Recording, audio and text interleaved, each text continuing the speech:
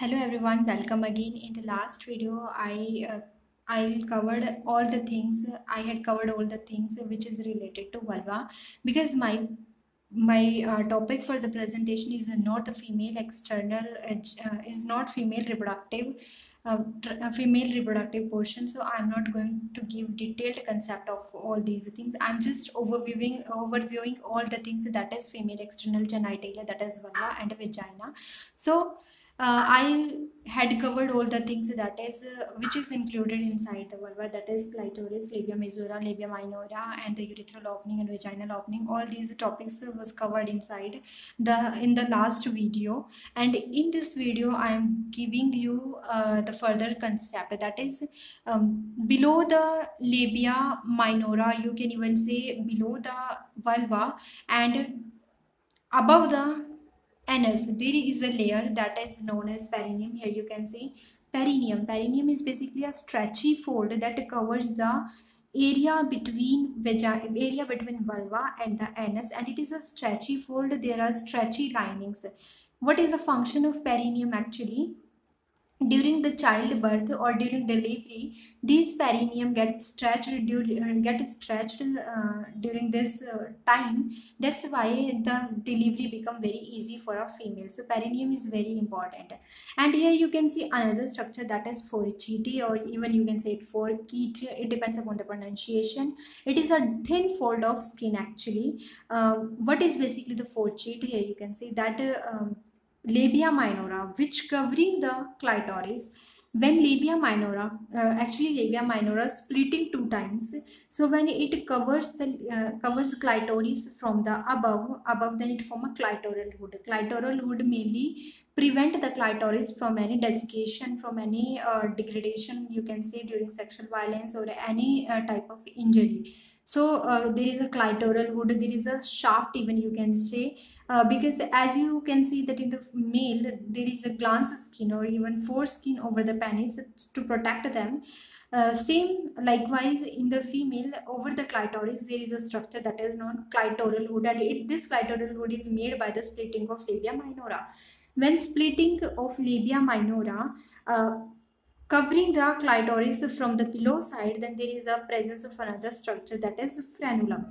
And when these labia minora meets at the end, or you can say at the lower portion of the labia majora, in the ending of the labia minora, then you can see that above the anus there is a structure which is known as forecheete. It is a thin fold of skin. So basically, it is a part of labia minora which meets at the end of the labia majora. So this is the part of vulva, and here you can also see that some structures are homologous to male reproductive system. Like if I talk about that skin gland or Bartholin's gland. So skin glands are basically equals to the, or even you can say homologous to the prostate gland of a male. And if Bartholin glands, if I talk about a Bartholin gland, then Bartholin gland is homologous structure to the Cooper's gland of a male. Cooper's gland and prostate gland, these are glands which occur in the male reproductive system, and Bartholin's gland and skin glands are homologous to this structure, means they have the same origin, but the function of these things are different. Bartholin glands, what is the function of this Bartholin gland? Actually, Bartholin glands help in the lubrication of the vulva. That's why if there is a fluid accumulation, if there is any obstruction in the opening of these Bartholin glands, then the fluid gets accumulated in these glands and it leads to the Bartholin cyst, which is the disease of vulva. So it is important that the lubrication continuing removing out from the vulva. Now the next is, you can see that pH maintenance is very important for the vulva, and here you can see that pH for the vulva is 3.4 to 4.7. And in the last video I told you that vulvar tissue structure and vaginal tissue structure is also very important, because these are the things which help in maintaining the permeability or non-permeability in the in these tissue, and permeability and non-permeability get to decide that vaginal infection or vulval infection will be severe or not. So it is very important parameter to study that vulva tissue structure and vaginal tissue structure. Both tissue structures are made up of different type of tissues. If I talk about vulvar tissue structure, here you can see this is vulvar tissue structure. So it is basically made up of keratinized stratified squamous epithelium. I hope you will be all familiar, you all will be familiar with this tissue structure, that what is keratinized and what are stratified squamous epithelium basically. So keratinized is basically those structure which help in the protection. So keratinized creates a permeability barrier. That's why anything cannot come inside or outside from the body. So it acts as a barrier, which is a very hard barrier, and it is made up of a stratified squamous. So basically stratified, that's why it is multi-layered in structure, and squamous, that is pavement epithelial like structure. So vulvar tissue structure is basically keratinized stratified squamous epithelium. So as I am talking about only the vulva here, that's why I am giving all the features related to vulva. Okay. Next is vestibule. I have not given explanations about vestibule till now. So what is vestibule actually? Vestibule is the inner space between the labia minora and the labia majora. This is the inner fold which is present between these two lips, and this space is known as vestibule. And the tissue structure of vestibule is also different than vulva tissue structure.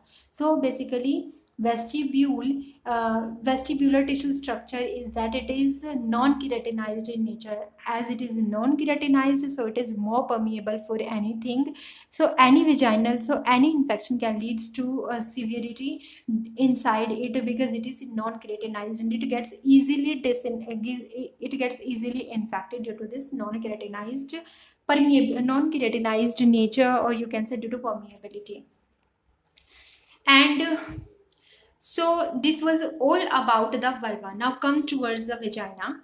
So here you can see this is vagina. Actually, it is female reproductive structure. I want to give you an explanation about only the vagina. So here you can see this is cervix and this is vagina. Vagina is this is cervix and this is vagina.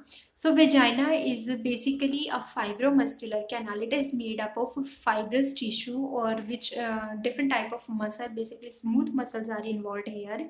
Smooth muscles are those muscles which are pointed from the end, and there is this is uninucleate structure, because we all know that muscles are made up of different kind of muscular tissues are made up of different type of muscle cells, like smooth muscle cells and straightened muscle cells, you can say, or different type of cells, muscle cells are involved there. So these smooth muscles, when gets contracted or relaxed, then it leads to the function of vagina. And it is a fibromuscular canal, and so by combining with the cervix, it leads to the formation of a birth canal from which a baby can deliver. So next thing is that our vagina mostly times lubricates actually, but the thing to remember is that vagina not have any glands. Vagina doesn't have any glands. It is a glandular lining. So the mucosa which is secreted from the vagina is basically transudate, which comes from the vaginal walls. So vaginal walls are secretory in nature. They secrete their secretion inside the vagina, which is known as a transudate. There is no gland inside the vagina. So because as there is no gland, so there is no vaginal secretion. But due to cervix mucosa or vaginal mucosa, vagina totally remains lubricated. Again, the tissue of vagina is made up of non-keratinized stratified squamous epithelium. And as it is also non-keratinized stratified squamous epithelium, that's why we can say that it is also permeable and it have more chances to get infected. Okay, so this was all about the vulva and vagina. As I told you about the pH of vulva, same in the vagina. That vaginal pH depends upon the situation, that we are dealing with the pre-menarche condition, during the reproductive age stage, or after menopause. So it depends upon the situation. So pre-menarche, the vaginal pH is a 7, that is a little bit alkaline in nature, or even you can say that it is neutral.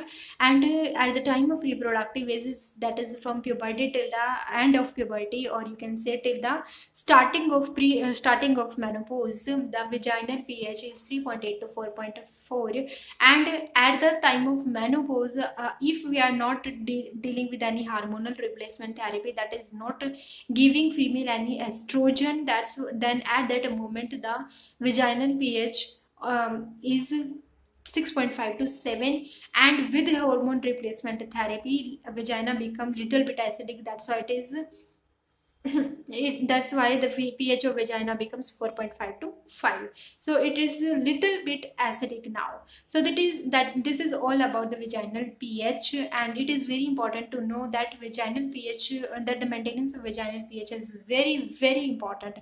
That's why actually this is a whole topic of my presentation, that why we are going to maintain the pH of our vagina, and why it is important. Because many females, what they do, they do different things with their vagina, which leads to the alkalinity of the vagina, and it leads to the harmness of their vagina. That's why their vagina gets infected with a different type of diseases. So it is very important for us to maintain the pH of the vagina. So it was all about this slide, that how we can that what is a part of our vulva, what is basically the vagina. Both vagina and vulva are different. Vagina include what, and vulva include what, which tissue is important for the formation of vulva and for the vagina, what are the lips, and what is the species present between them, what are the glands, and what are their functions. So it was all about things. Again, remember this thing, that hymen is not a pure indicator of virginity. So here you can see that all these things are covered in this slide. In the next video, I am going to tell you about the next point, that how can we maintain our vaginal hygiene condition. Okay, thank you.